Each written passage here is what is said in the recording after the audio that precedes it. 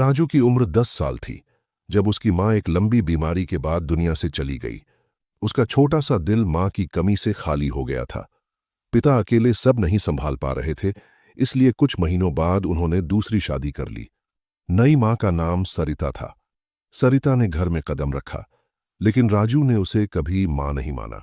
वो उसे सिर्फ सरिता आंटी कहता और हर बात में दूरी बनाकर रखता। सरिता ने कभी जबरदस्ती नहीं की, लेकिन उसकी आंखों में हमेशा एक उम्मीद रहती कि एक दिन राजू उसे मां कहेगा।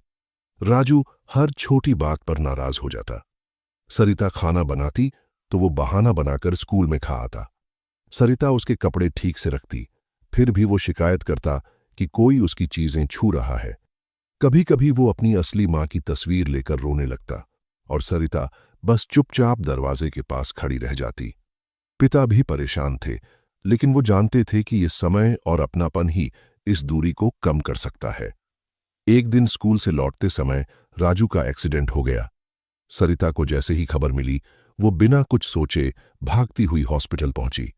उसके पांव में चप्पल भी नहीं थी, बाल बिखरे हुए थे, लेकिन आंखों में सिर्फ एक डर, कहीं उसके बेटे को कुछ हो न जाए। डॉक्टर ने बताया कि चोट गहरी थी, लेकिन समय पर लाने से खतरा टल गया।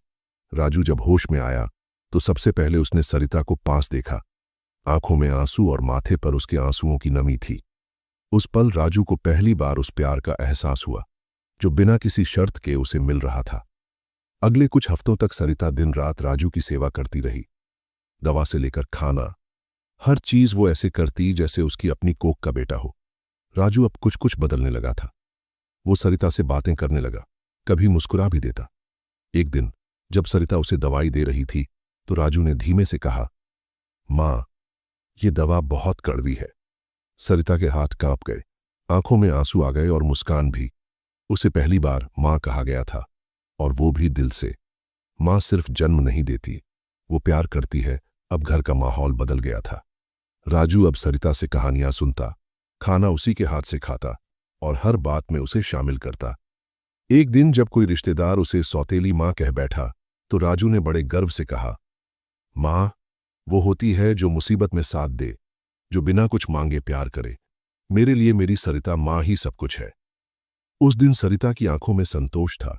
उसने मां का दर्जा नहीं मांगा था, लेकिन राजू ने उसे दिल से दिया था। यह कहानी हमें सिखाती है कि मां सिर्फ जन्म देने वाली नहीं होती, वो होती है जो बिना शर्त प्यार करना जानती है। और कभी कभी सौतेली मां का प्यार असली मां से भी गहरा हो